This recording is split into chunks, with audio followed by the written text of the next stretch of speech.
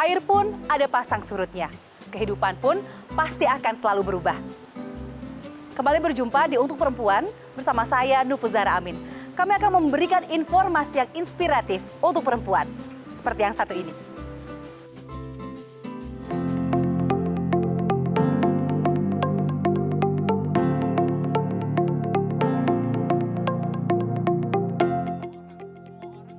Mencintai diri sendiri bukanlah perkara mudah untuk dilakukan. Beberapa orang bahkan malu dengan dirinya sendiri.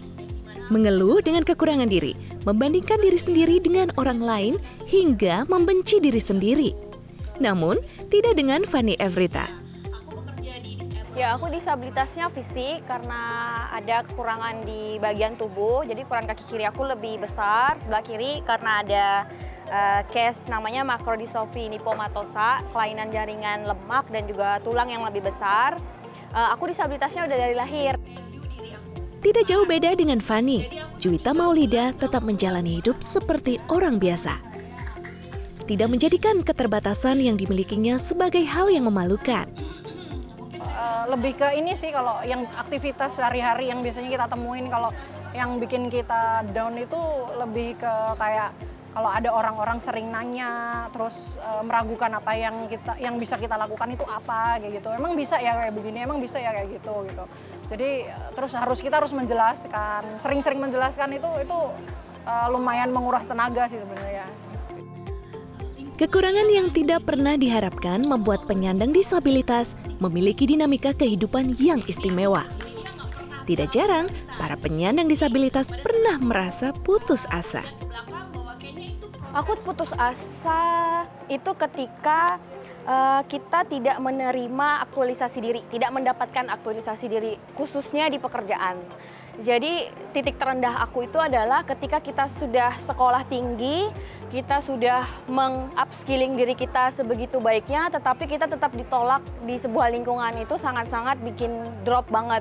Yang dimana kita karena lingkungan menolak, otomatis kita akan meng-undervalue diri kita sendiri kan. Itu merupakan titik terendah dan juga merupakan titik balik di mana aku menyadari bahwa diskriminasi itu bisa dari mana aja. Yang ada adalah bagaimana cara kita menyikapi bully tersebut. Sebenarnya kalau putus asa sih enggak, tapi lebih kayak sedih karena sebenarnya ketika aku udah siap menerima keadaan jadi tunanetra, tapi justru malah di lingkungan sekitar kayak keluarga, terus keluarga besar, kerabat kayak gitu, itu mereka yang jadi sedih gitu melihat keadaan aku jadi tunanetra gitu. Padahal sebenarnya aku sih sebenarnya nggak udah menerima itu gitu sebenarnya.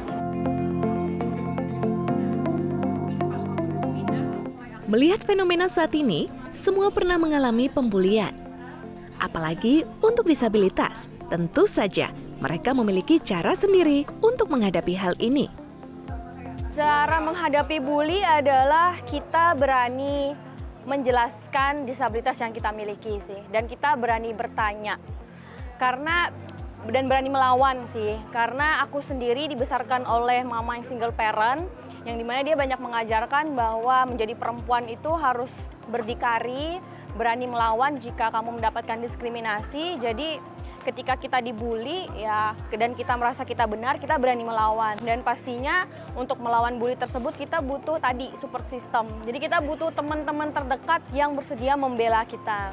Karena bully itu terjadi ketika kita terlalu menutup diri dan kita nggak ada teman cerita biasanya.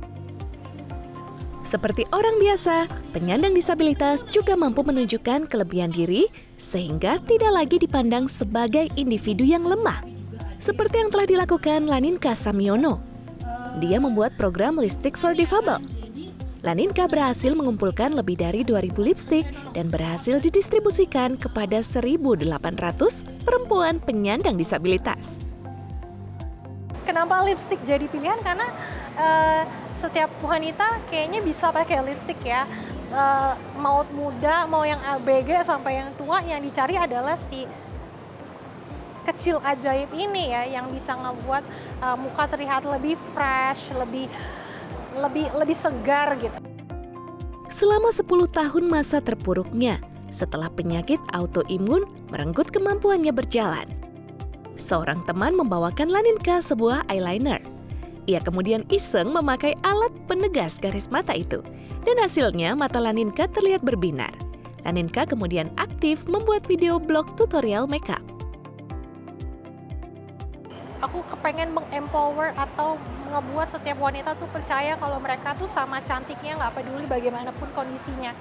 Aku pengen setiap wanita tuh nggak melakukan apa yang aku lakukan selama 10 tahun kemarin ya, kayak malu sama diri sendiri. Aku nggak kepengen itu terjadi. Lo tuh cantik apa adanya, lo tuh cantik ketika lo bisa menerima diri lo sendiri dan nggak meng-compare diri kalian dengan yang lain gitu.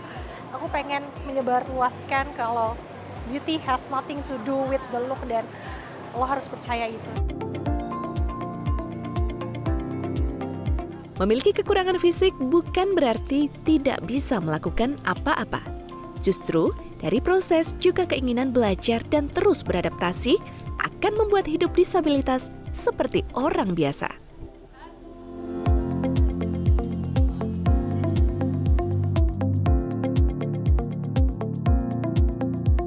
Sekarang kita akan menjahit rok untuk keliman bawah dan nanti akan setelah dijahit akan disatukan.